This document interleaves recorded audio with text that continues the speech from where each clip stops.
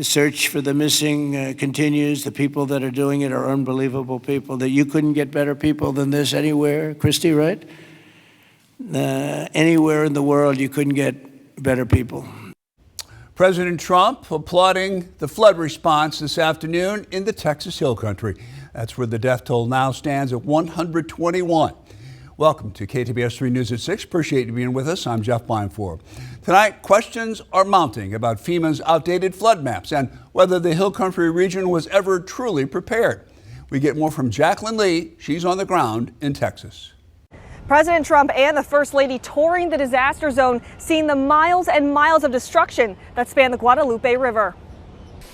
Tonight, President Trump in Texas, exactly 1 week after floodwaters surged through this community. The toll now 121 lives lost. Our nation, we mourn for every single life that was swept away in the flood, and we pray for the families that are left behind. The search for the missing continues. The people that are doing it are unbelievable people. That you couldn't get better people than this anywhere. Trump and the First Lady meeting with families and local leaders in Kerr County, where a staggering 160 people still missing.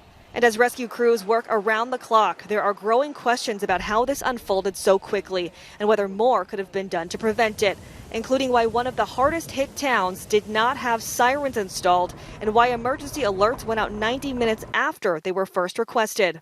And tonight, a new concern, FEMA's flood maps, designated to identify extremely hazardous zones, but now under intense scrutiny. Experts say those maps failed to account for extreme rainfall, dramatically underestimating the scope of the flood, especially at Camp Mystic, where satellite data from ICEYE reveals the scale of the disaster. The president's visit coming as he faces growing scrutiny for proposing a total overhaul or even the elimination of FEMA. Also under fire, budget cuts to NOAA, the very agency that oversees the National Weather Service and the forecast that helps save lives. And today, one of the first of many memorials, families remembering 8-year-old Hadley Hanna, one of the campers at Camp Mystic.